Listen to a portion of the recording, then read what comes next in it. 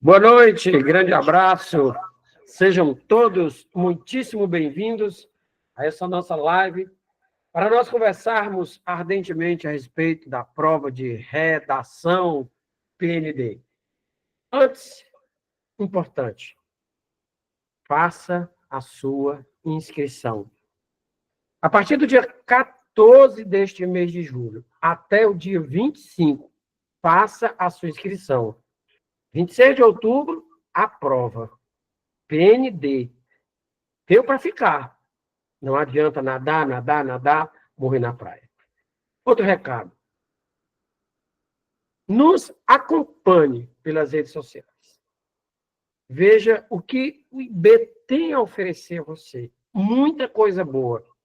Nós estamos oferecendo o que há de melhor para a realização do seu projeto profissional. Tá certo? Inscrições começando dia 14 até o dia 25 de julho. Prova, 26 de outubro. Adquira nossos pacotes. Tá bom? Preparados? Celular na mão, caneta, papel e vamos nós. Bom, a prova de redação, ou produção textual, como você quer, o INEP vem se destacando por demonstrar um padrão que se diferencia de muitas outras bancas. Nós vamos falar em 5 eixos da redação. 5 eixos. Vamos começar. O que você terá de mostrar nessa prova? Lembra que eu falei desses 5 eixos? Observe. Domínio da norma padrão da língua escrita. Compreensão da proposta e desenvolvimento do tema. Capacidade de argumentação. Uso de mecanismos linguísticos de coesão. E a elaboração de uma proposta de intervenção, sempre respeitando os direitos humanos. Nós começamos aqui, agora, uma sequência de 4 lives, para você se organizar juntamente comigo. Hoje, nessa primeira live, nós vamos tratar desses 2 primeiros tópicos. O domínio da norma padrão da língua escrita e como você vai lidar com a proposta e o desenvolvimento do tema. Mas eu gostaria bastante de que você fixasse estas 5 etapas para a construção da sua redação, que eu chamo de eixos. O domínio da norma culta, a compreensão da proposta e desenvolvimento do tema, a capacidade de argumentação, o uso de mecanismos linguísticos de coesão e a construção da proposta de intervenção. Vamos lá. Primeiro, domínio da norma padrão da língua escrita. A banca, quando trabalha a correção da redação, vai fazer um raio-x da sua habilidade em dominar a norma padrão. Principalmente nesses tópicos que vocês estão vendo aí. A sintaxe de regência, a sintaxe de concordância, a sintaxe de colocação, a pontuação, a acentuação gráfica e ortografia. Professor Cleano Carvalho, o domínio da norma culta resume-se a esses 6 tópicos? Não. Estamos falando daqueles 6 tópicos nos quais a banca coloca maior foco. Quando você estiver estudando conosco a parte de língua portuguesa, você vai observar a importância que existe sintaxe de regência, na sintaxe de concordância, sintaxe de colocação, na pontuação, na acentuação gráfica e na ortografia para a construção do texto. Hoje, nós vamos percorrer esses 6 tópicos. Nós vamos conversar, né? Então, vai ser uma aula de língua portuguesa? Não. Nós apenas vamos situar vocês da importância desses 6 tópicos. Lembre-se, orações se juntam e formam períodos. Períodos se juntam e formam parágrafos. Parágrafos se juntam e formam textos. E esse seu texto será avaliado também a partir desse domínio da norma culta. Vamos lá. Sintaxe de regência verbal. O que é isso? É a relação do verbo com os seus complementos e adjuntos. Quando nós falamos em complementos de verbos, estamos conversando a respeito de objeto direto, objeto indireto. Quando falamos dos adjuntos do verbo, estamos conversando a respeito de adjuntos adverbiais. A prova de língua portuguesa, muito comumente, aborda questões com sintaxe de regência. Mas é outra área, né? Vamos conversar mais a miúde sobre redação. Professor, como é que eu vou entender que é regência verbal? Bom, de uma forma simples. Sintaxe, não se esqueça, significa relação. A sintaxe é a parte da gramática que trata da relação. Se for a relação do verbo com seus complementos e adjuntos, chama-se regência verbal. Como deve ser a relação do verbo com seus complementos? Se for a relação do verbo com o objeto direto, essa relação se dá sem preposição. A relação do verbo com o objeto indireto, essa relação ocorre obrigatoriamente com preposição. Então, vamos lá, para você entender.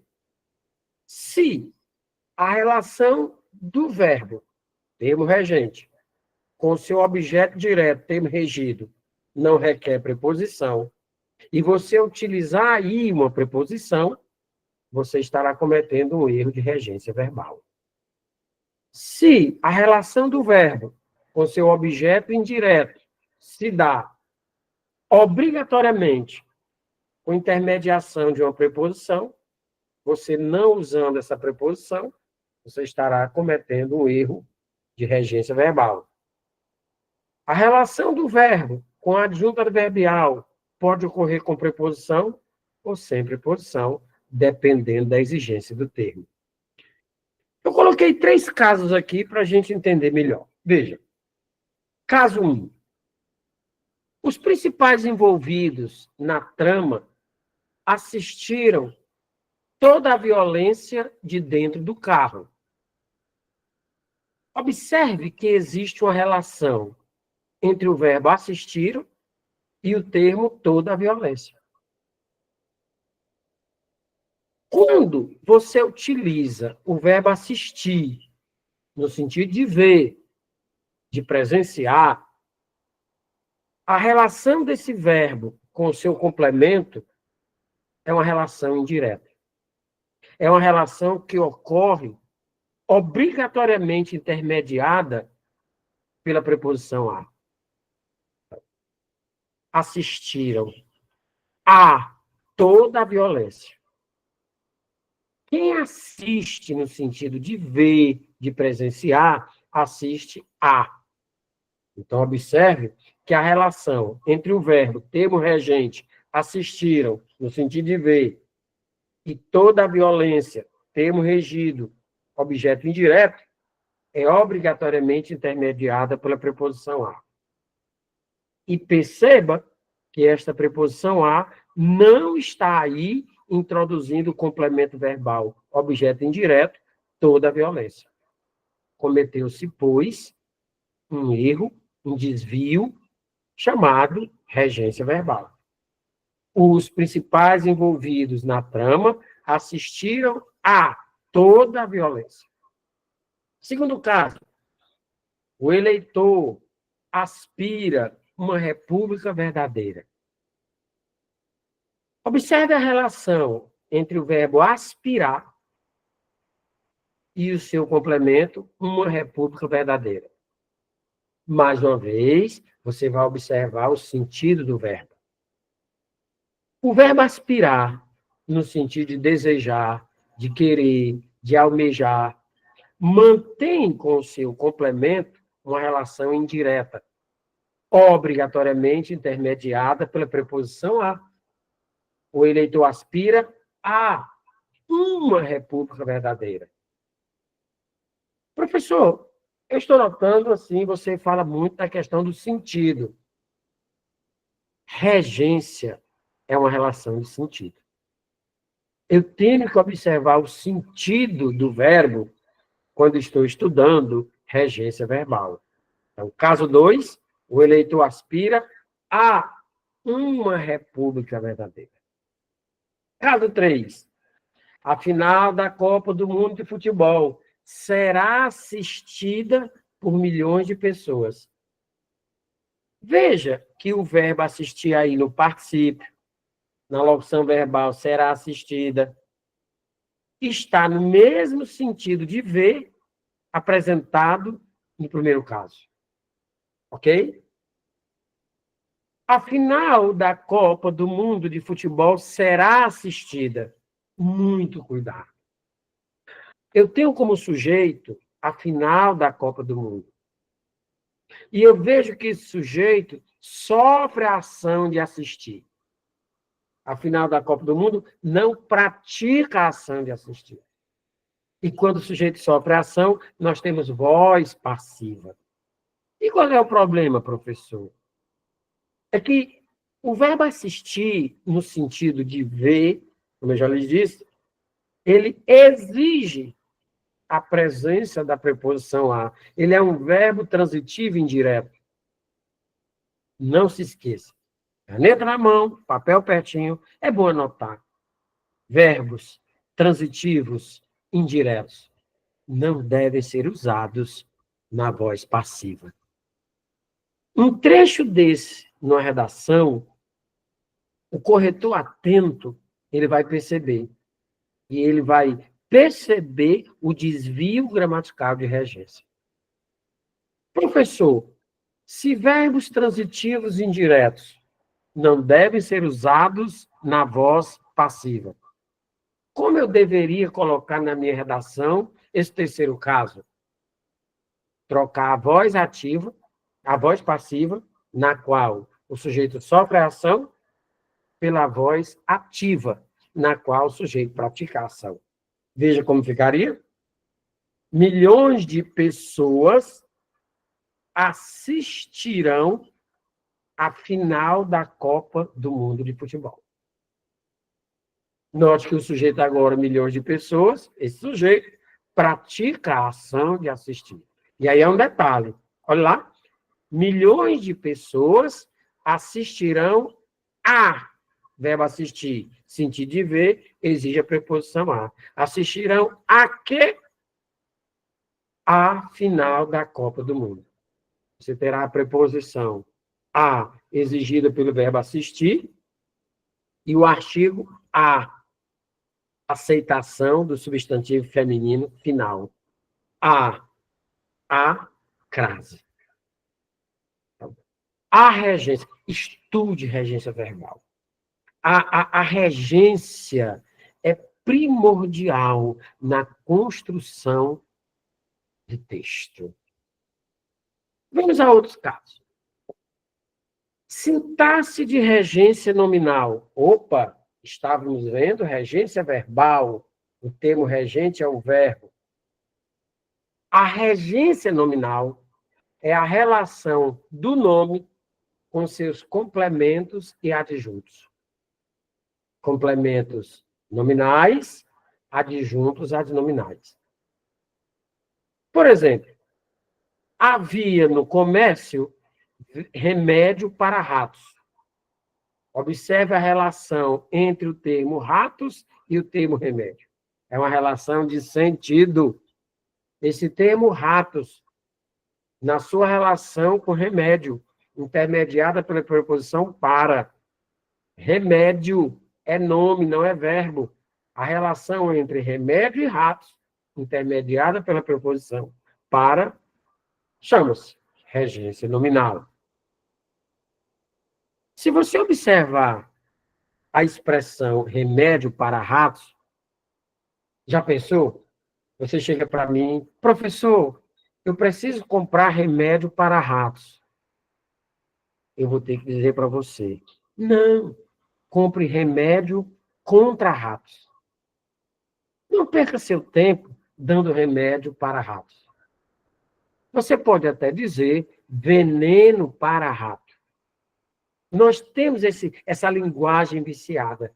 Ah, eu vou tomar um remédio para dor de cabeça. Remédio contra a dor de cabeça.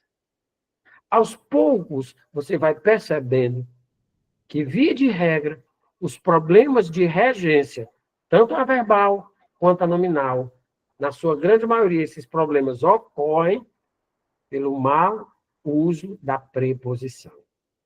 Caso 2. A perseguição do suspeito era uma verdadeira caçada, pois prendê-lo fazia-se uma questão de honra para a polícia.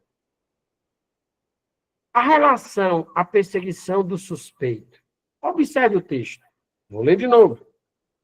A perseguição do suspeito era uma verdadeira caçada, pois prendê-lo fazia-se uma questão de honra para a polícia.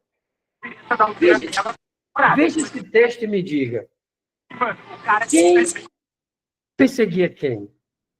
A polícia perseguia o suspeito.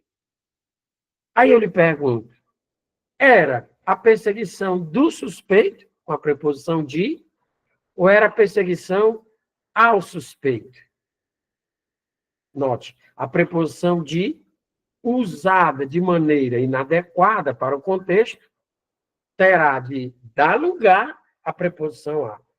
A perseguição ao suspeito, o suspeito está na condição passiva, está sendo perseguido. A perseguição do suspeito, o suspeito está na condição ativa, está perseguindo. Não era a perseguição do suspeito. O contexto está me avisando que era a perseguição ao suspeito, era a perseguição da polícia. Caso 3. O passeio no parque renovou as energias. Vou lhe dar uma dica importantíssima. Quando você usar um termo, nome ou verbo, e esse termo indicar deslocamento, passeio, caminhada, corrida, e os verbos passear, correr. Se ele mantém relação com outro termo, aí no caso parque, esse parque indica lugar, não use a preposição aí.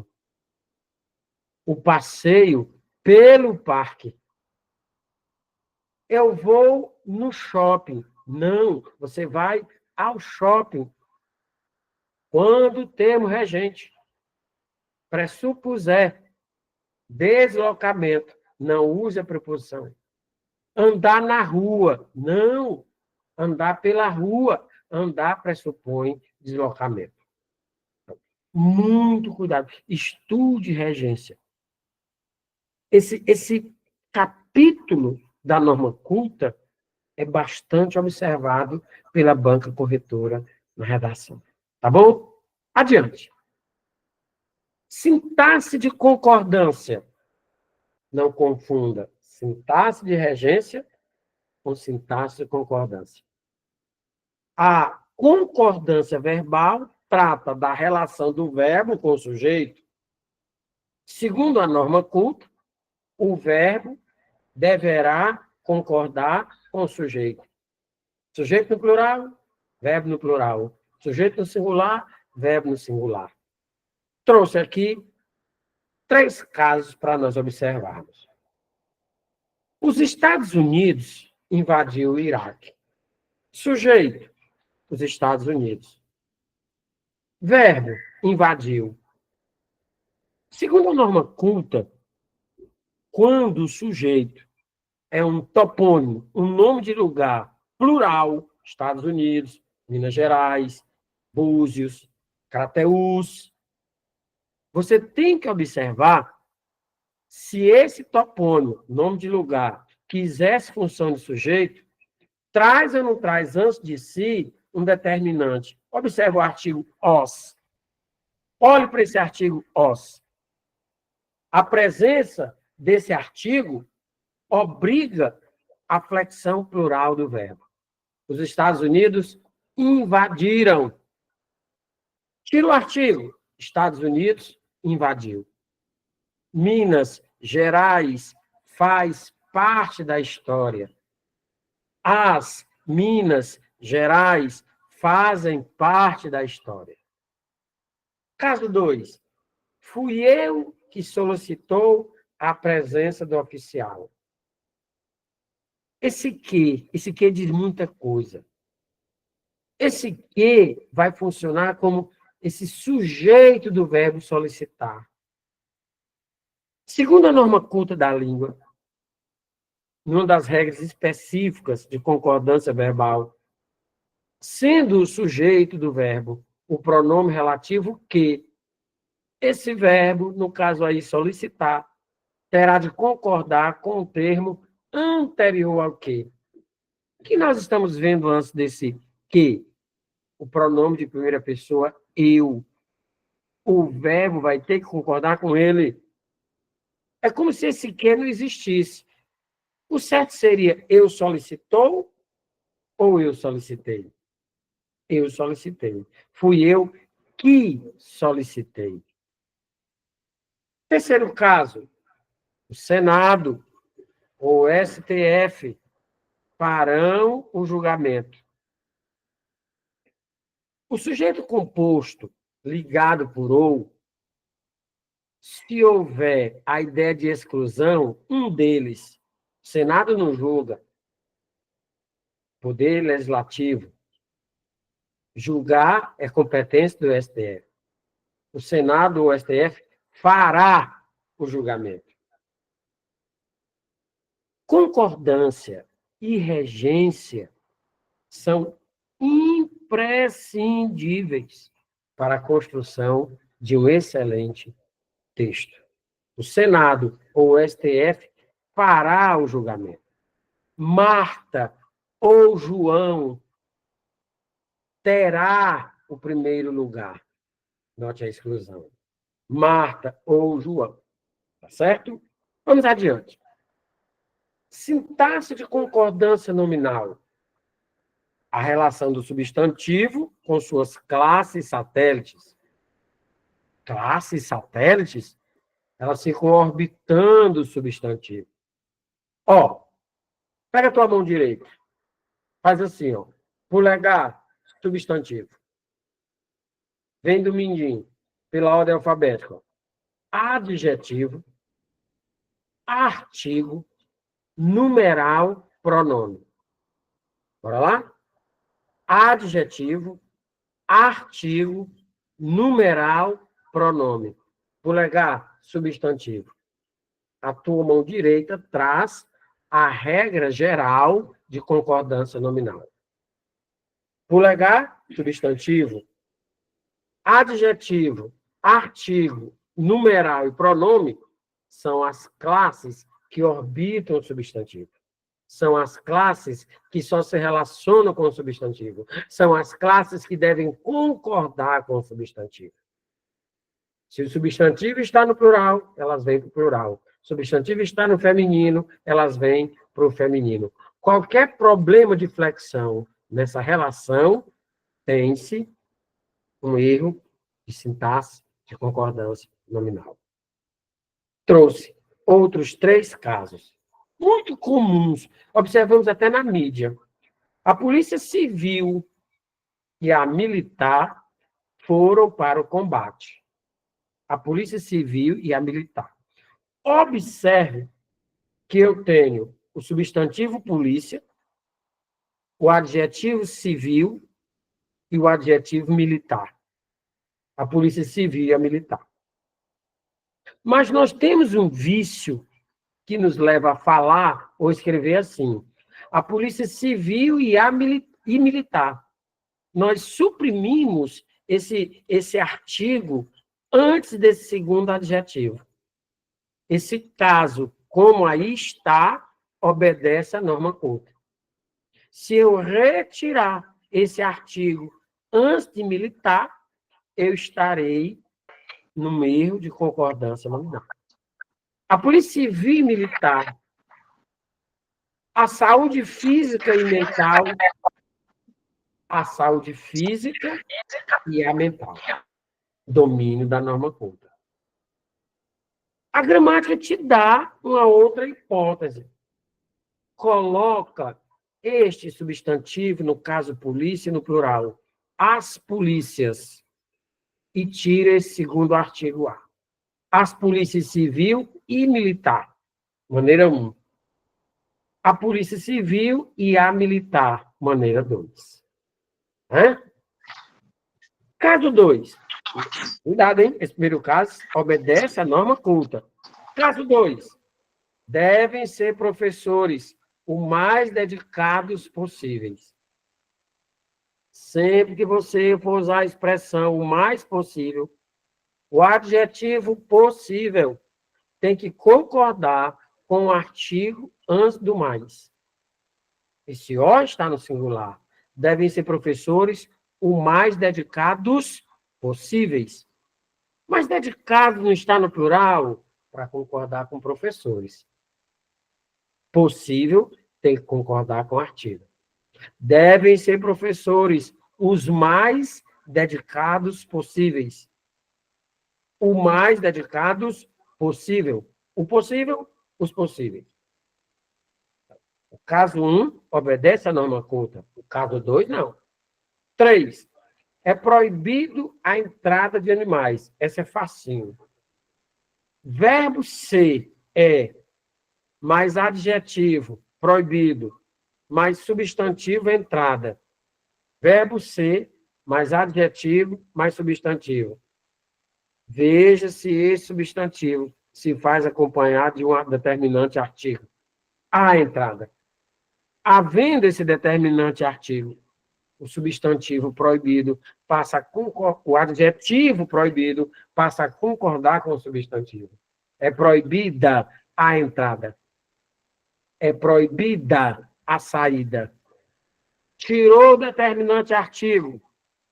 O adjetivo permanece no masculino. É proibido entrada. É bom água gelada. É bom água gelada. É boa a água gelada. Verbo ser, mais adjetivo, mais substantivo. Colocou o artigo antes do substantivo, o adjetivo concorda com o substantivo.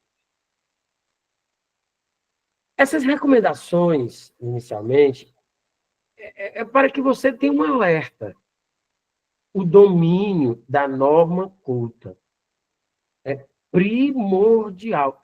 A banca põe um foco imenso nesse domínio da norma culta. Vamos ao outro tópico? Sintaxe de colocação. O correto posicionamento do pronome oblíquo átono em relação ao verbo. Antes do verbo, próclise. No interior do verbo, mesóclise. Após o verbo, ênclise. Caso 1. Me disseram que a verdade está aqui. Me, pronome oblíquo átono. Você não deve ter ouvido falar em sintaxe de colocação. Você já deve ter ouvido falar em colocação pronominal. Mesma coisa.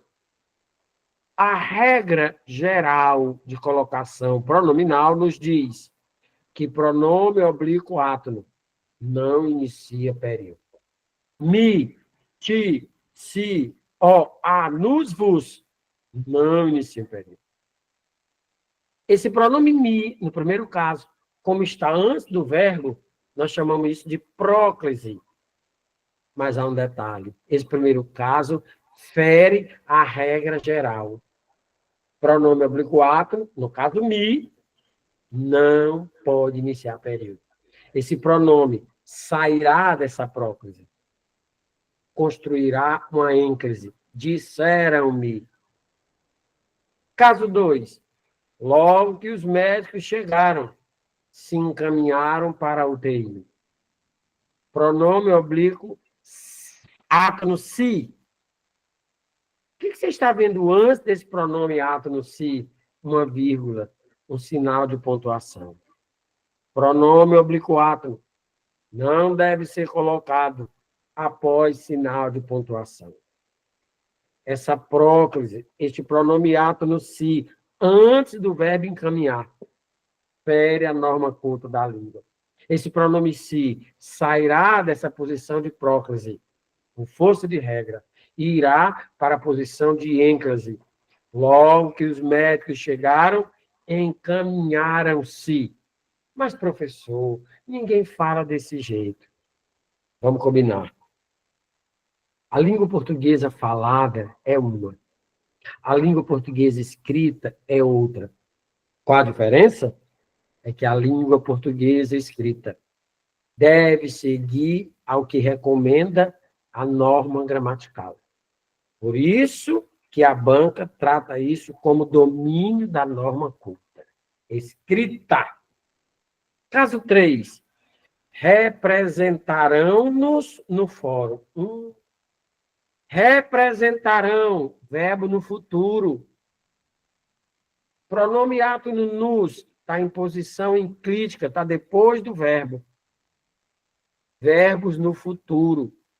Não aceitam pronomes átonos em posição enclítica. Professor, é muita regra. Reconheço. Por isso, conhecê-las e aplicá-las no texto levará você a uma nota muito superior. Olhe para esse caso 3 e me diz. Esse pronome nos, que não pode ficar depois do verbo, já que este está no futuro, pode ficar antes do verbo, começando a oração? Não. Nem próclise antes do verbo, nem ênclise depois do verbo. Ele vai ter que ficar no interior do verbo. Mesóclise. Professor, como é que eu acho o interior do verbo para colocar esse pronome? Muito simples. Arrasta o infinitivo do verbo para um lado e a terminação para o outro. O infinitivo do verbo é representar. Bota o pronome nos e a terminação. Representar-nos-ão. Mas ninguém fala assim. Não é domínio da fala, é domínio da língua escrita. Certo? Olha lá. Sintaxe de regência, sintaxe de concordância, sintaxe de colocação. Certo? Pontuação. A nossa gramática traz mais de 12 sinais de pontuação. Concorde comigo? A vírgula é o nosso grande desafio.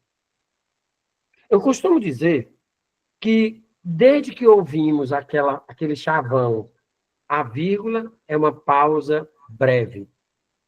Ali decretava-se que ninguém deveria aprender vírgula.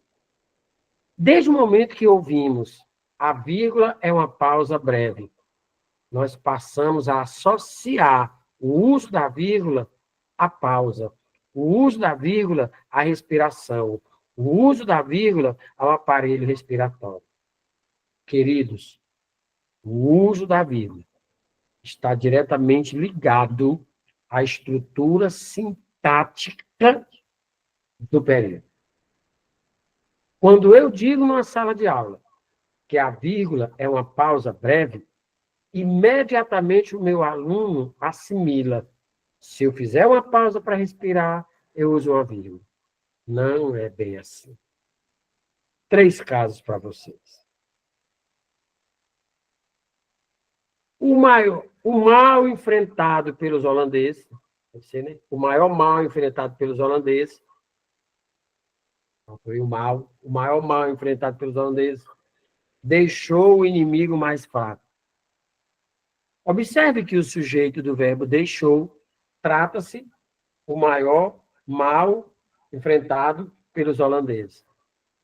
A vírgula não pode separar o sujeito do verbo que abre o predicado. Essa vírgula está inadequada. Mas, professor, eu fiz uma pausa. O maior mal enfrentado pelos holandeses, inspirei. Deixou. Você pode fazer pausa no momento, se quiser. Mas o uso da vírgula depende de estrutura sintática. Por que o uso dessa vírgula fere a norma culta da língua escrita? Porque está separando o sujeito do predicado. Não cometa esse tipo de erro. Só lembrando, viu? Falando em erro, outro erro que você pode cometer é não efetuar sua inscrição a partir do dia 14 de julho. Eu vou ficar batendo nessa tecla. Está estudando para quê e por quê? Vai ter que fazer a prova. A prova será dia 26 de outubro. Professor, dia 14 de julho. Tanto se eu falar, a hora que abrir o site, eu faço a minha inscrição. Faça. Quero ver você na luta, na batalha. 14 a 25 de julho, inscrição. Taxa de R$ 85. Salgado, mas dá para fazer. Efetuar o pagamento até o dia 31 de julho dessa taxa. E ficar vigiando, orando, preparando-se para o dia 26 de outubro. Vamos voltar a falar sobre a vírgula? Antes do sábado, haverá uma reunião decisiva. Observe que esse texto, esse termo antes do sábado, trata-se de um adjunto adverbial. O adjunto adverbial é aquele termo que está ali para expressar circunstâncias de tempo, de modo, de lugar, de companhia. Se um adjunto adverbial inicia um período, ele está deslocado. A norma culta diz que adjunto adverbial deslocado deve ser isolado por vírgula. Antes do sábado, vírgula, haverá uma reunião decisiva. Caso 3. A autoridade policial garantiu-lhes que nada mudaria. O verbo garantir, nesse terceiro caso, traz dois complementos. O objeto indireto, representado pelo pronome lhes, e o objeto direto, representado pela oração, que nada mudaria. Garantiu o quê? Que nada mudaria. Essa oração, que nada mudaria, desempenha a função de objeto direto do verbo garantir. Segundo a norma culta, a vírgula não pode separar o verbo do seu objeto. No caso 1, a vírgula indevida separa o sujeito do predicado. No caso 2, a vírgula após sábado deve ser usada para demarcar que há um adjunto adverbial deslocado, iniciando o período. No caso 3, a vírgula inadequada separa o verbo garantir do seu objeto, exercido aí pela oração, e nada mudaria. Se você quer aprender o uso da vírgula, eu vou lhes dar duas recomendações. A primeira, desassocie vírgula de pausa para respiração. A segunda, procure conhecer estrutura sintática. Alguém perguntou da inscrição. As inscrições se iniciam 14 de julho. 14 de julho. Então, eu não posso, não devo, não quero, nem vou passar para o meu aluno que a vírgula, a função da vírgula é uma pausa para respirar. Não. A vírgula obedece a regras estabelecidas pela estrutura sintática. quem sabe, no outro momento, nós possamos estudar a vírgula com mais calma. Tá certo? Vamos nós. Acentuação gráfica. Vocês sabem que 2009 entrou em vigor o mais recente acordo ortográfico da língua portuguesa. Esse acordo ortográfico mexeu um pouquinho, sabe, nas regras de acentuação gráfica. Imagina um trecho como este, na minha redação.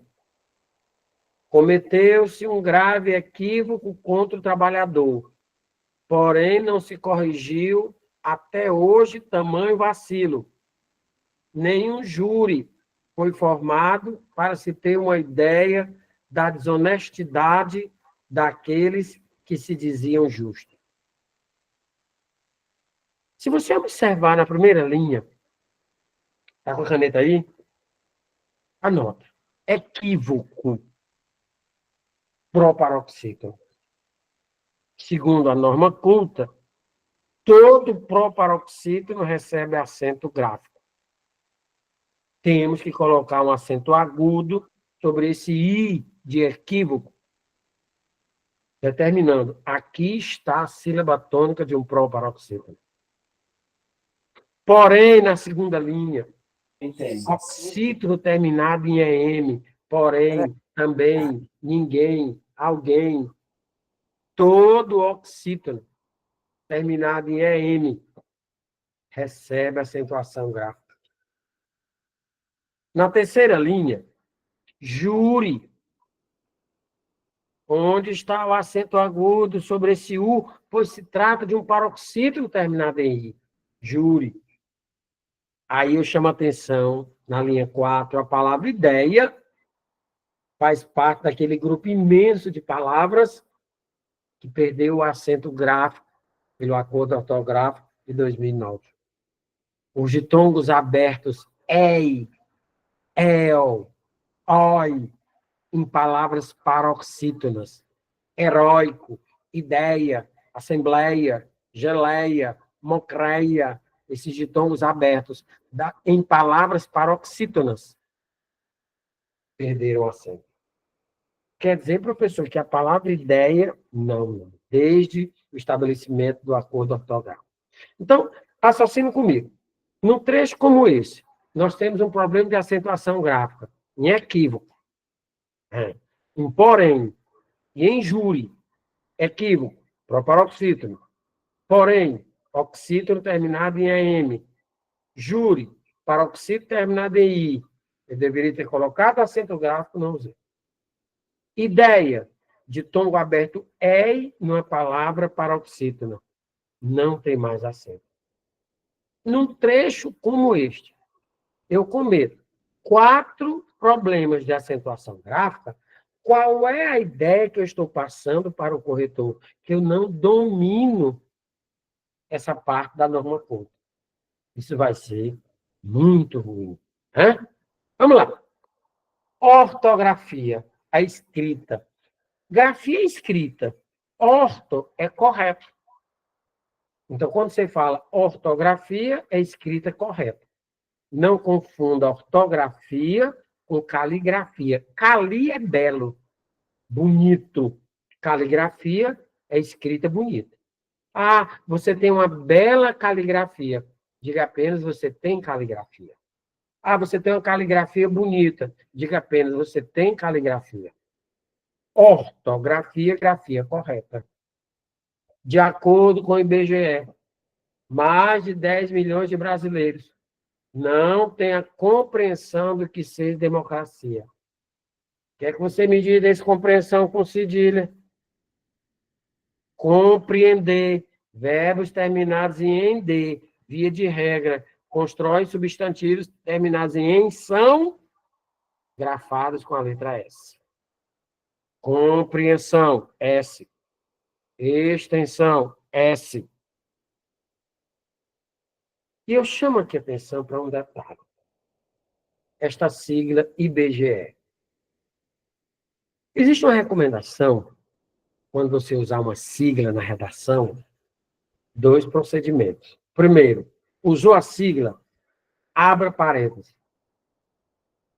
Esclareça o que significa aquela sigla. Fecha parênteses. De acordo com o IBGE, abre parênteses. Instituto Brasileiro de Geografia e Estatística. Fecha parênteses. A partir desse procedimento, no decorrer do texto, você já pode usar somente a sigla.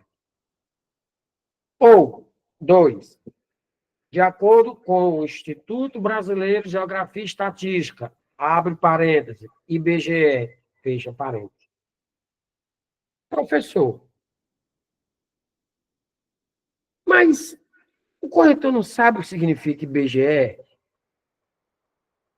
Esse raciocínio não está adequado. O corretor quer saber se você conhece os procedimentos. O INSS está calculando, está faltando alguma coisa nesse texto. É a primeira vez que você usou o INSS na redação. O INSS, abre parênteses, Instituto Nacional de Seguridade Social, fecha parênteses. A partir dali, você pode usar só a sigla. Tá certo? Muito cuidado. Isso entra como domínio da escrita, viu? Domínio da escrita. Muito bem. Olha lá, ó. Começamos com regência. Pulamos para concordância. Fomos para vírgula, pontuação. Depois, acentuação gráfica. E agora, ortografia. Domínio da norma culta, da língua escrita. Eu quero aproveitar o momento para dar uma, não sei se é uma alfinetada. Nas escolas, principalmente aquelas que direcionam o ensino médio para o Enem,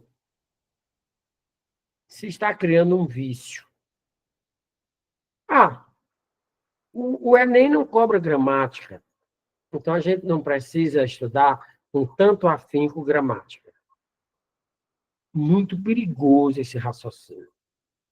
Você trabalha com língua portuguesa e você que não trabalha, combata isso.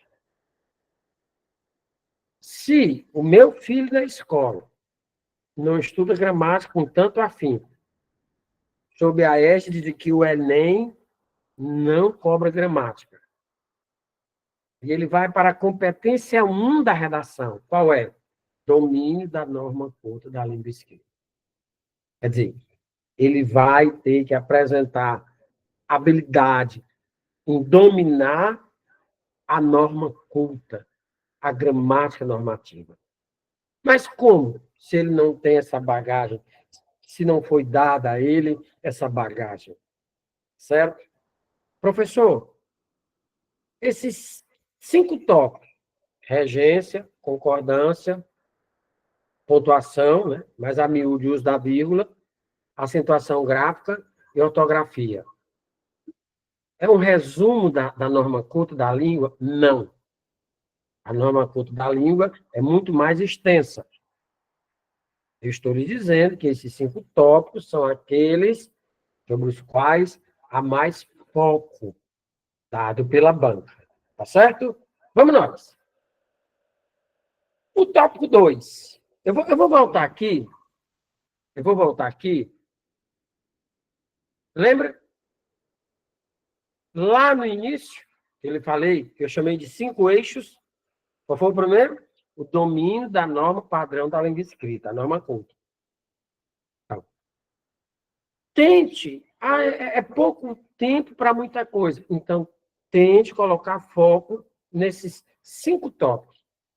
Regência, concordância, pontuação, os da vírgula, acentuação gráfica e ortografia. Tá bom?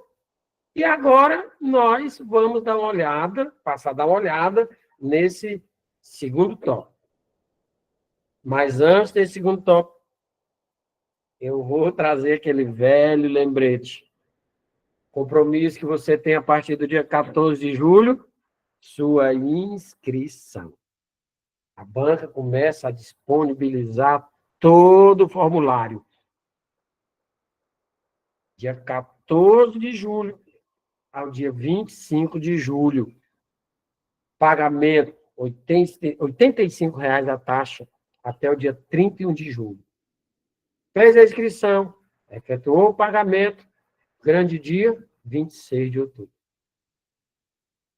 Faça isso, tá bom? Então, e esse segundo tópico? A compreensão da proposta e o desenvolvimento do tema. Não é segredo para ninguém que, se você não abordar o tema, infelizmente, eu não vou nem dizer a expressão, né? Está zerado. Mas, muitas vezes, o candidato, ele se preocupa em não fugir ao tema, ele é fiel ao tema, mas ele não é tão cuidadoso quanto a proposta. Será proposta uma dissertação argumentativa. E você tem que conhecer a estrutura desse tipo textual. Você tem que ser obediente, compreender como se constrói uma dissertação argumentativa. E saber desenvolver o tema de maneira a não fugir dele. Observe, ó. Não fugir ao tema e ser obediente à proposta. Vale pensar em ser obediente ao tema. Não. Tema, não foge. Proposta, obedece. A partir do seu conhecimento de mundo, e com respeito aos direitos humanos, elabore um texto dissertativo, argumentativo, isso é a proposta. A partir do seguinte tema, aí vem o tema. Um olho na proposta, um olho no tema. Então, vamos a esse tópico 2, a compreensão da proposta e desenvolvimento do tema. Tá bom? Bora lá. Aí o tópico 2 na sua tela, no seu visor. A compreensão da proposta e desenvolvimento do tema. Antes, eu queria combinar com vocês um negócio. O que eu vou lhes dizer aqui não é regra. Não está escrito em papel algum. Mas eu tenho observado, corrigindo e olhando redações corrigidas pela banca, que boas notas, o Enem ele tem ali um padrão 0 a 1.000. Então, notas que chegam a 900, 960, 1.000. Eu tenho observado uma coincidência, eu ponho essa coincidência entre aspas. São redações construídas em 4 parágrafos. 4. E os autores dessas redações foram muito cuidadosos na proporção de linhas entre esses parágrafos. São parágrafos construídos, em média, 6 linhas. São parágrafos que não há essa disparidade, um parágrafo com 4 linhas e outro com 8 linhas. Não faça isso. Se você começar a treinar, puder se organizar, construa a sua dissertação em 4 parágrafos. Primeiro, para a introdução. O segundo e o terceiro, para o desenvolvimento. E o quarto, para a conclusão. Primeiro, você apresenta a tese. Segundo e terceiro, você discute a tese. Você argumenta de maneira a provar que a sua opinião deixada na tese está correta. Quarto parágrafo, a conclusão, uma suma da tese, da discussão e a proposta de intervenção. Certo? Então, vamos lá. A compreensão da proposta e desenvolvimento do tema. Será a proposta, a construção de uma dissertação argumentativa a respeito de um tema atual contemporâneo. a respeito de um tema atual contemporâneo. Então, o candidato deverá mostrar habilidade em compreender esse tema, problematizá-lo e elaborar uma tese que será discutida e defendida com argumentos consistentes no intuito de que a verdade ali contida seja provada. 2 tópicos. Elaborar uma tese argumentativa. Outro tópico. Argumentos consistentes. No bojo da proposta, vou dizer uma palavra da moda, né? No arcabouço da proposta, você encontrará textos. Alguns chamam textos motivadores. Às vezes me perguntam, professor, eu não leio aqueles textos porque pode não dá tempo. Não faça isso.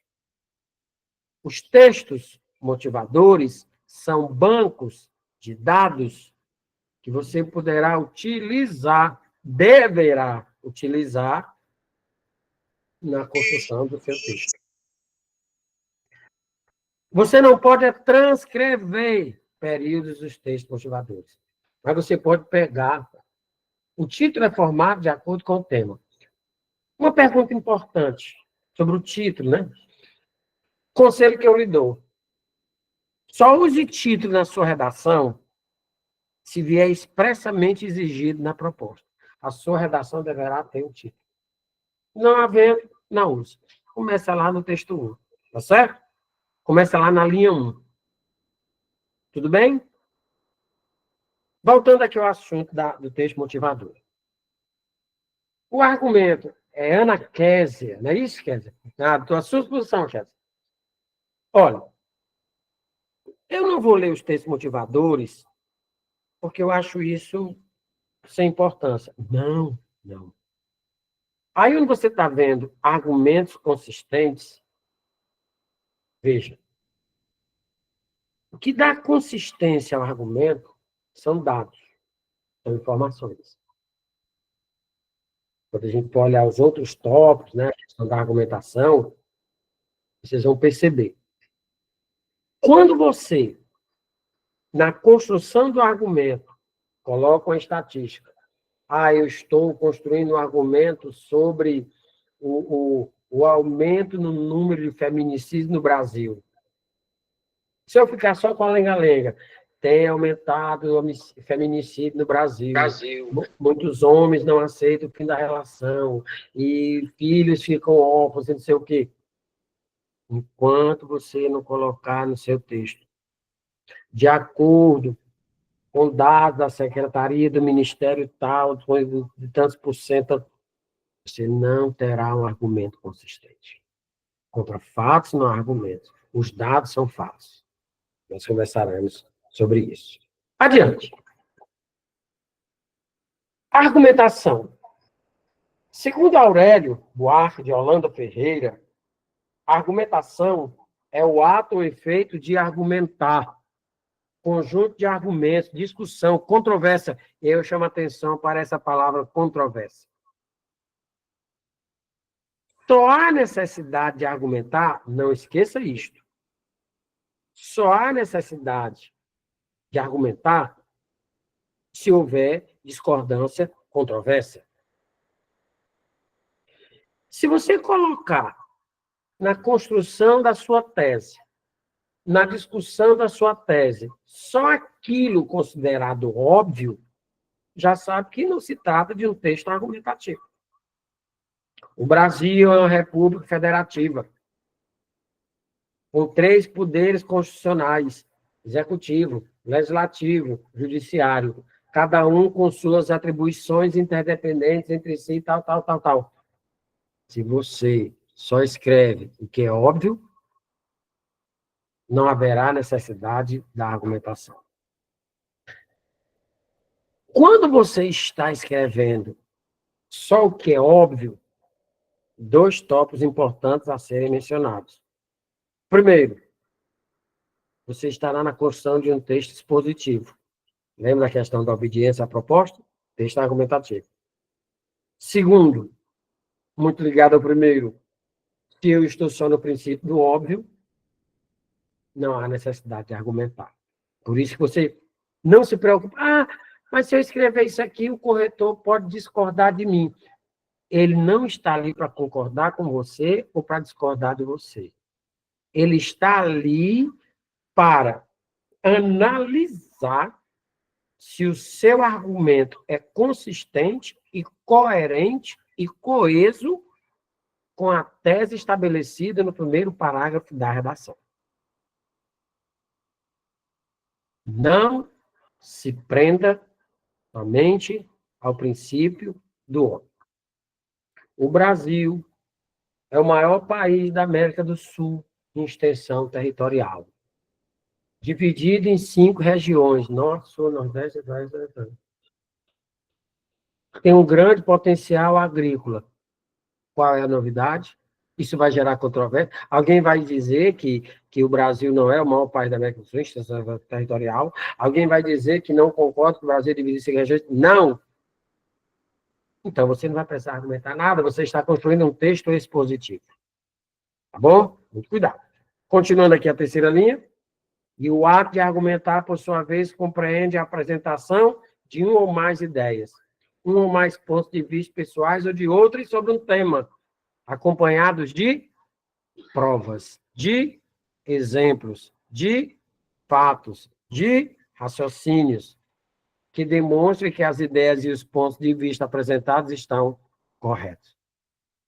A dissertação argumentativa é o esteio através do qual você tem que provar que a sua verdade está correta.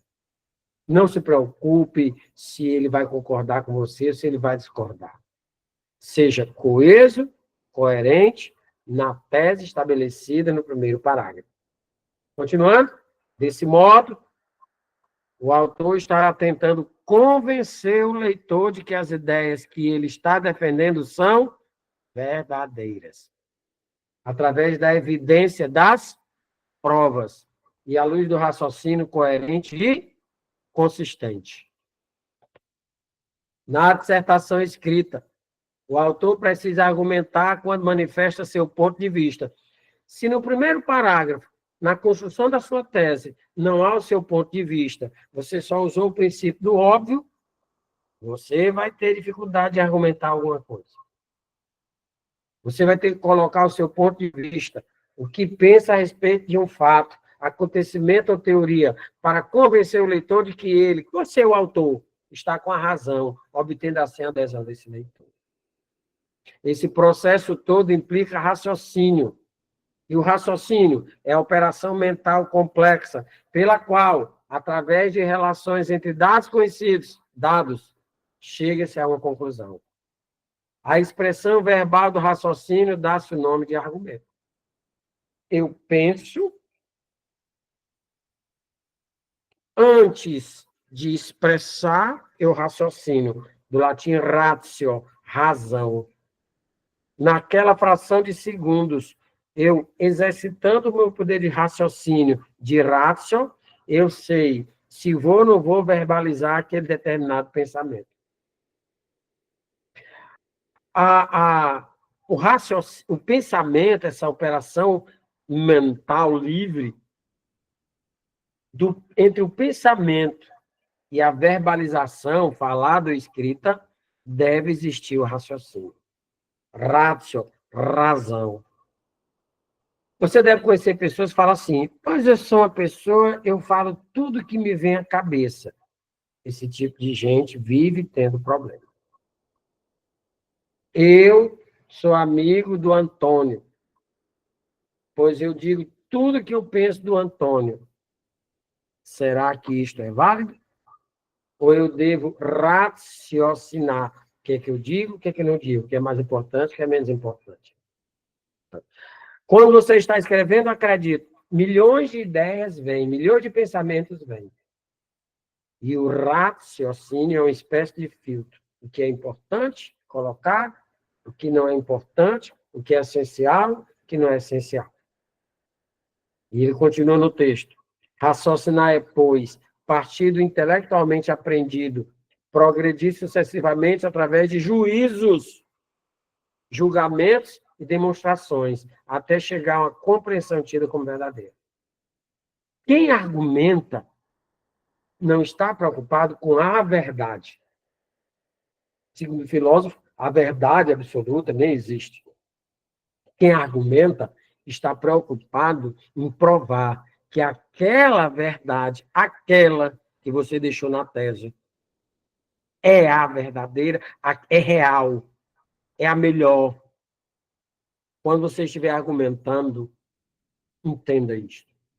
Abrace-se com a tese que você elaborou e prove que aquela tese é verdadeira, é a melhor. Certo? A capacidade de argumentação. São, portanto, 3 os momentos do raciocínio. Primeiro, a mente apreende as proposições precedentes ao raciocínio, o pensamento. São os elementos considerados antecedentes. Eu vou dissertar sobre o aumento do feminicídio no Brasil. Eu vou começar a pensar, feminicídio, a mulher é morta pela condição de ser mulher. Mas o que leva essa morte? Ela é somente vítima ou ela não é? Ela provocou? Essa morte, essa agressão desse homem contra essa mulher, vem só por uma questão cultural ou uma questão pessoal de violência? Analisando os precedentes. São os elementos antecedentes. Segundo, a análise desses elementos antecedentes, momento durante o qual ocorre o desenvolvimento do raciocínio propriamente dito. Não, se eu vou falar sobre a questão do aumento de feminicídio, a mulher é vítima pela condição de ser mulher. Eu não vejo colocar interessante que ela é um ser provocador daquilo. Este raciocínio em nada vai ajudar, esse pensamento em nada vai ajudar na construção do meu argumento. Terceiro, a mente tira conclusões da argumentação, infere, e tais inferências constituem a chamada proposição consequente. Eu tenho o início do pensamento. Seria interessante eu passar a minha redação todinha dizendo que no Brasil está aumentando o número de feminicídios. E muitos homens não aceitam a separação. Alguns não aceitam que a ex-mulher tem um segundo relacionamento. Outros não aceitam que a mulher tenha a sua própria renda, trabalhe. Isso vai ajudar a argumentar? Ou eu vou estar preso somente no princípio do óbvio? Você tem que colocar na redação algo que seja seu. O aumento do feminicídio no Brasil se deve principalmente a uma estrutura arcaica e machista de um tempo histórico patriarcal. Note que agora você tem uma tese elaborada. O feminicídio tem uma raiz cultural. E pode continuar. Além disso, dessa raiz histórico-cultural, depara-se a mulher com o sistema...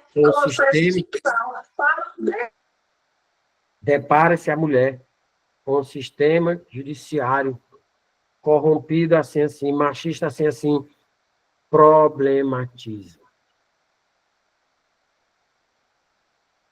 Aí você terá algo de seu.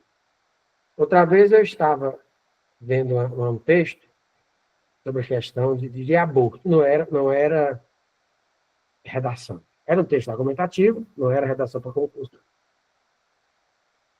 Quando a pessoa escreveu que o aborto era um risco, que era uma atividade que dava fim a uma vida, tirava-se a vida daquele... Enfim, um parágrafo todo só expondo tecnicamente que era o aborto. Um texto expositivo, sem ponto de vista, sem opinião. uma desobediência àquilo que foi proposto. Elabora a dissertação argumentativa. Nós iremos tratar, em outras lives, dessa estrutura, dessa formulação de argumento. Nós iremos tratar. Vamos lá. Você tem um argumento de autoridade, segundo o cientista fulano de tal, segundo o jurista fulano de tal, segundo o filósofo fulano de tal. Você tem um argumento por comprovação, por comparação, por causa-consequência, por exemplificação, por alusão histórica. Você escolhe. Você não pode deixar de argumentar para transformar o seu parágrafo numa cadeia de fatos, de princípio, de óbvio, sem que ali esteja plantado seu ponto de vista, sua opinião. O Oceano Atlântico banha a costa brasileira. Isto é um fato ou uma opinião? É um fato. O Oceano Atlântico não deveria ter esse nome. Isso é um fato ou uma opinião? É uma opinião. Você terá uma facilidade maior em argumentar quando ficar clara essa diferença. Isso é fato, isso é opinião. Por quê? Porque você não argumenta para defender um fato. Você argumenta para defender uma opinião. A seleção brasileira de futebol tem 5 títulos mundiais.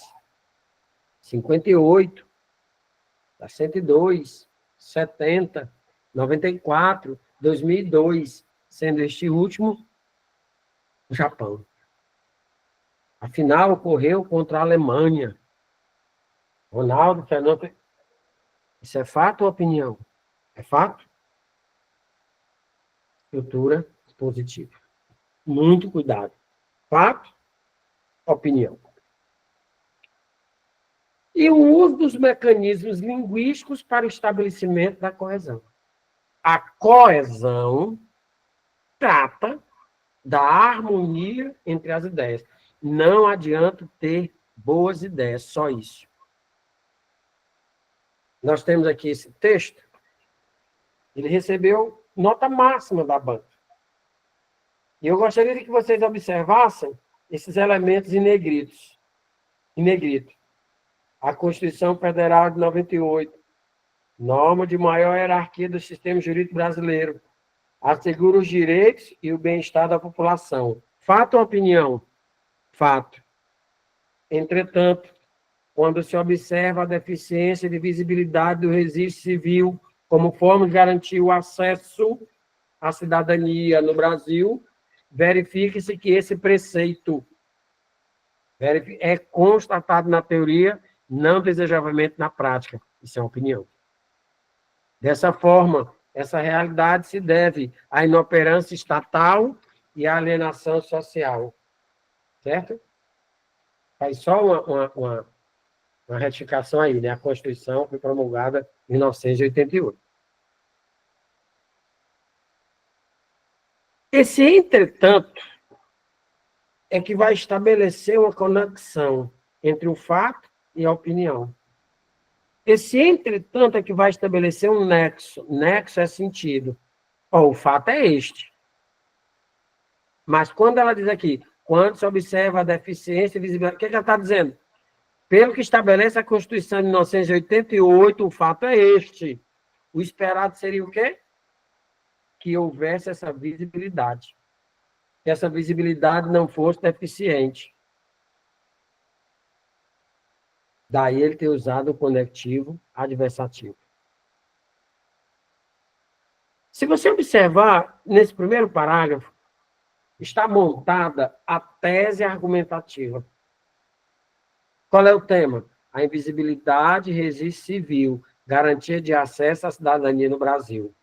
O tema tem que ser citado, não transcrito, citado. Quando ele, na terceira linha, quando se observa a deficiência e visibilidade do registro civil como forma de garantir o acesso à cidadania no Brasil, o tema está citado. Depois, ele vai problematizar o tema. Dessa forma, outro elemento de coesão. Note que esse, dessa forma, está estabelecendo uma relação entre a ideia posterior com a ideia anterior. Está amarrando. Essa realidade se deve, que realidade? A invisibilidade. Se deve à inoperância estatal e à alienação social. Isso é o problema. O que é que ele vai argumentar nesse texto? Ele vai argumentar sobre a invisibilidade? Não. Ele vai argumentar a respeito do problema, a inoperância do Estado e a alienação social que contribuem para essa invisibilidade de registro civil. Entenda-se por coesão textual a utilização de mecanismos que estabeleçam uma harmonia entre as ideias. Ideia não pode atropelar a ideia. Ideia não pode entrar em contradição com a ideia. Adiante. Primeiramente, olha que elemento fantástico. Elemento de introdução do parágrafo. O que esse primeiramente está me avisando? Eu estou iniciando. É o primeiro passo da discussão. Primeiramente, em primeiro plano, inicialmente, em primeira análise. Professor, ele não poderia começar o parágrafo assim, vale ressaltar que a devolução, todo parágrafo de desenvolvimento, todo parágrafo de conclusão, deve se fazer introduzir por um elemento de coesão que indique qual é o caráter desse parágrafo. O segundo parágrafo do texto, qual é o parágrafo? Qual é o caráter? Abrir a discussão, iniciar a discussão. Esse, primeiramente, é um elemento de macro coesão. Por que macro? Porque ele está interligando partes do texto.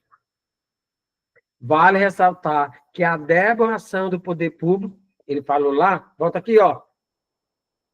Olha aí na última linha, inoperância estatal. Um problema, tá vendo? Bora. Vale ressaltar que a devolução do poder público possui íntima relação com o revés. Se ele problematizou na tese que a inoperância do poder público, nesse primeiro parágrafo da discussão, o segundo da redação, ele vai discutir o problema. Eu não discuto o tema, eu discuto o problema. As autoridades, todavia, vão de encontro com a ideia de uma vez que possui um papel inerte em relação à invisibilidade de pessoas. O tema deve ser citado em todas as partes do texto, nunca transcrito. Volta aqui o primeiro parágrafo, na construção da tese. Dessa forma, essa realidade, qual é a realidade? A do tema, a invisibilidade. Como foi que ele problematizou? Por que essa invisibilidade existe? Por que essa invisibilidade teme existir?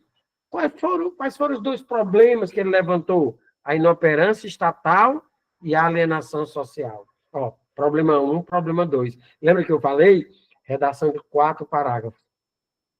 Primeiro parágrafo, introdução. Introdução à tese.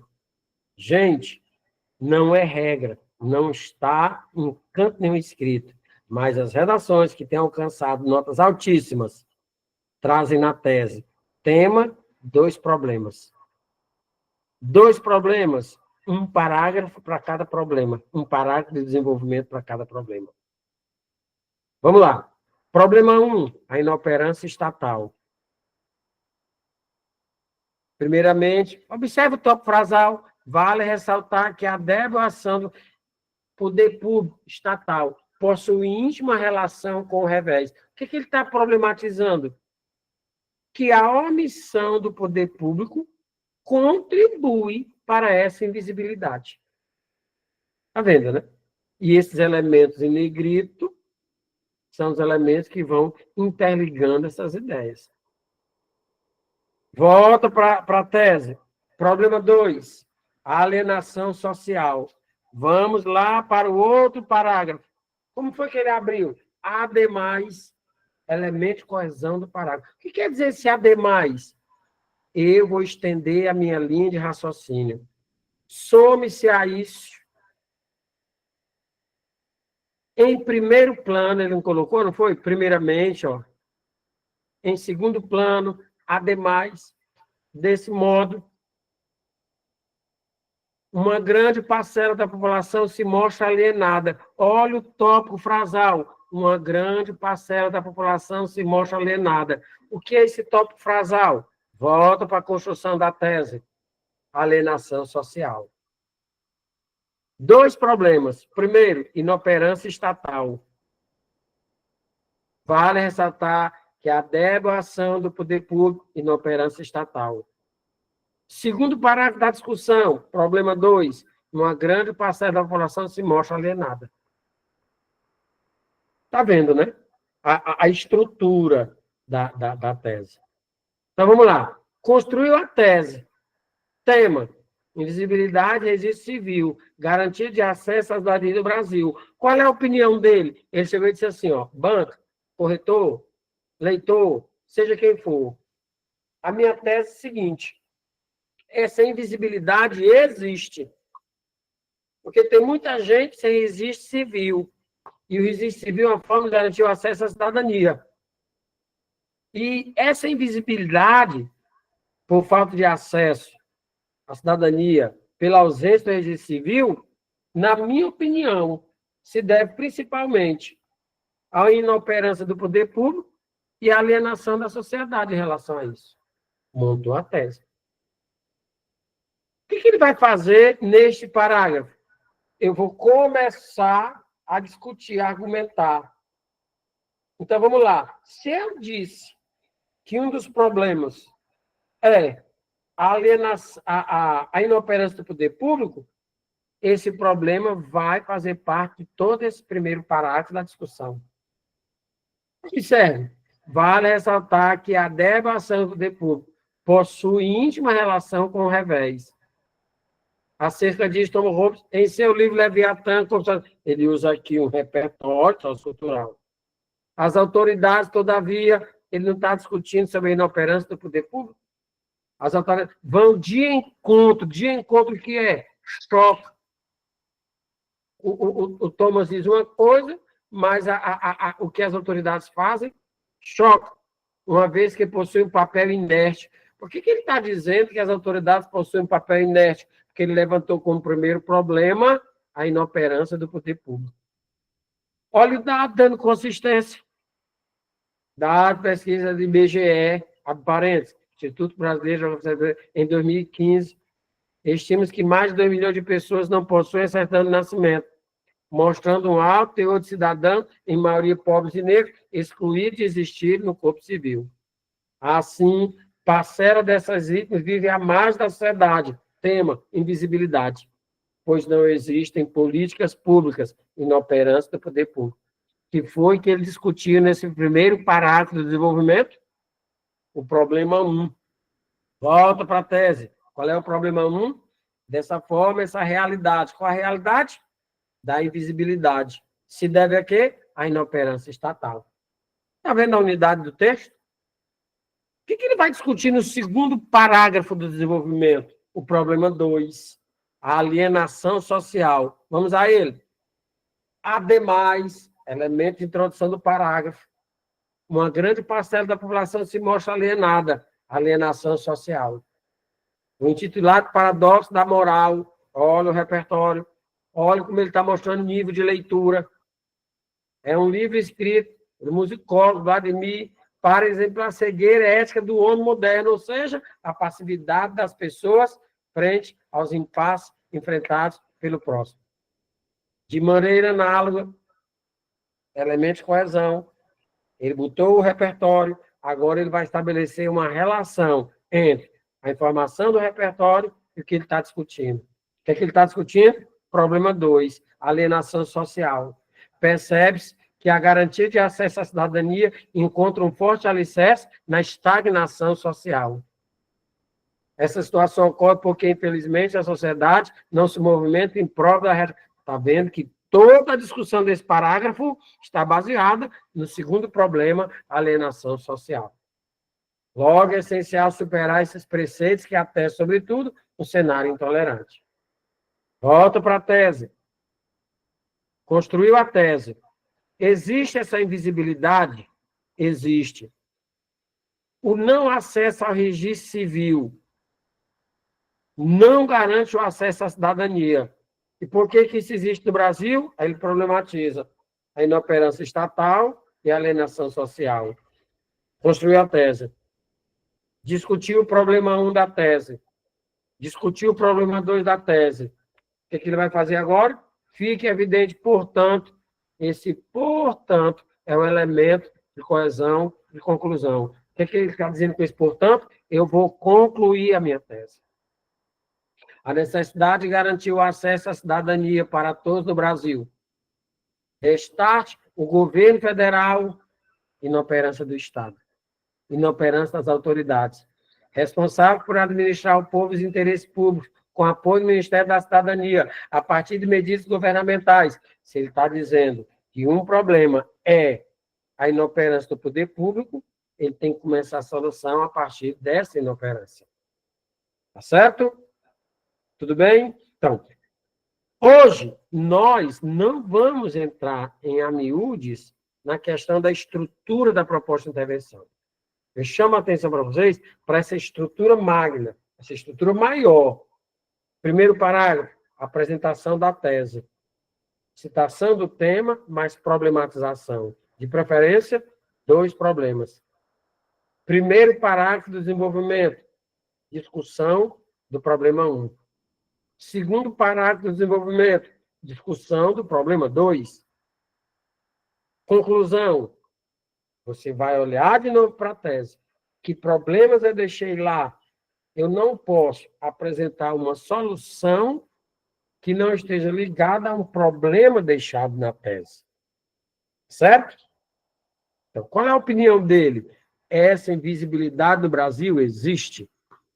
A falta do registro civil é uma negação à cidadania. E isso acontece por quê? Porque o poder público é inoperante e a sociedade é alienada. 2 problematizações. Tá certo? Muito bom. A proposta de intervenção, guarde isto, representa a conclusão do texto e deve apresentar 3 características básicas. Deve ser concreta, respeitosa aos direitos humanos e obediente à seguinte estrutura: quem faz, o que faz, como se faz, para que se faz. Volta aqui um pouquinho. O governo federal é responsável por quem faz? O governo federal pelo Ministério da Cidadania. A partir de medidas, como faz? A partir de medidas governamentais. Esta ação será realizada com o intuito para que faz? Vem para a estrutura. Quem faz? O que faz? Como se faz? Para que se faz? E você ainda vai escolher um desses elementos. Quem faz? O agente. O que faz? O objeto. Como se faz? O modo. Para que se faz a finalidade. E vai detalhar um deles, pelo menos.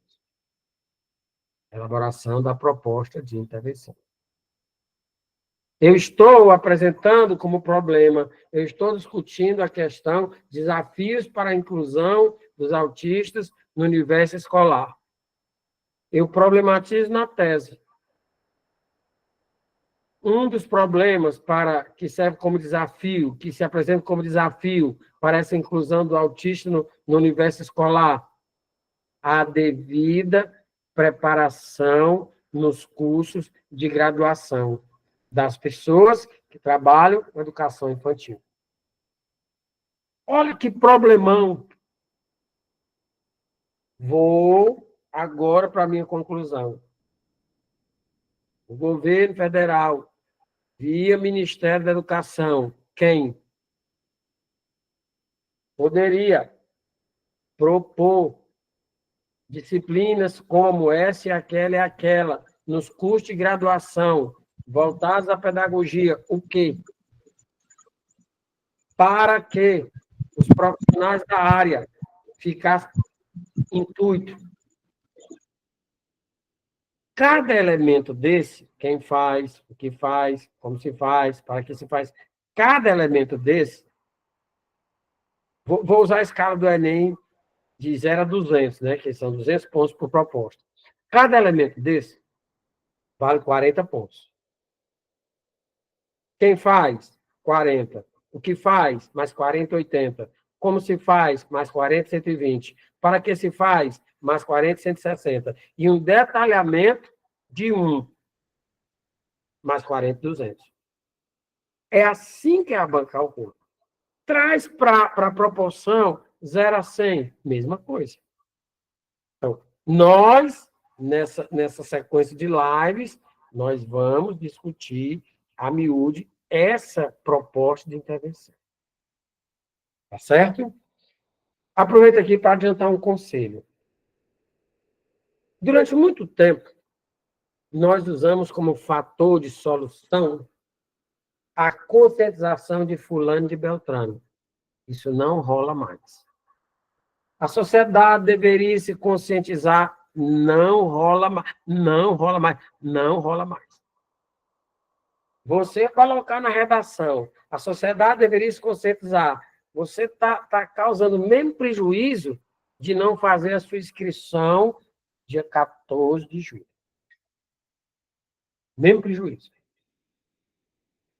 Se você está argumentando para convencer, se convencer é levar alguém a mudar de posição, de atitude, a mudança de atitude parte do pressuposto da conscientização.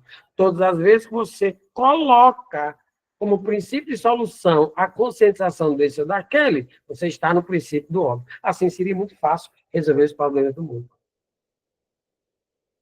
O marido, o ex-marido deveria se conscientizar de que a mulher tem liberdade. O crime organizado deveria se conscientizar, muito romântico, não? Que você está lendo na segunda linha, uma das 3 características básicas da proposta, ela tem que ser concreta. Tem quem faz, o que faz, como faz, para que se faz. Pega um desses detalhes. Lógico que lá ele detalhou quem faz. Quer ver como ele detalhou quem faz? Quem faz? O governo federal. Mas o governo federal é um ente muito complexo. Ministério da Cidadania. Detalhou ou não detalhou? Detalhou. E aí, nós voltamos àquele pensamento do Diego Ébolo. Otimismo é a chave. Motivação, a porta.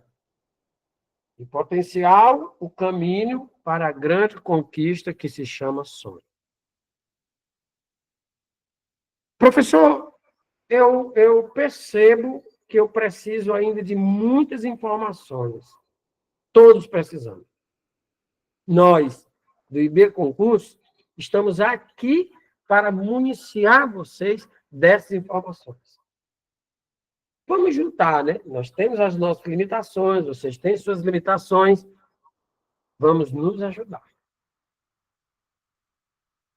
Não vamos pensar que o caminho não tem suas armadilhas. Tem. Mas com otimismo, motivação, com esse potencial, todo sonho é realizado. Veja, nessa primeira live, nós conversamos em termos gerais sobre aqueles 5 eixos. Volta lá, sempre relembrando, sempre, opa, onde eles estão? Domínio da norma padrão, compreensão da proposta, capacidade de argumentação, uso do mecanismo linguístico, elaboração de prova de intervenção. Na segunda live, nós vamos trabalhar sobre essa capacidade de argumentação. Na outra, a coesão e a coerência, mais propriamente dito. E na outra, a proposta de intervenção. O que é que nós queremos? Seu compromisso, sua fidelidade. Vamos trabalhar juntos? Vamos? Vamos. Professor Clério Carvalho. E B concurso. Nós estamos de mãos dadas. Ninguém solta a mão de ninguém. Tá bom assim? Grande abraço. Boa noite. Um prazer enorme estar com vocês.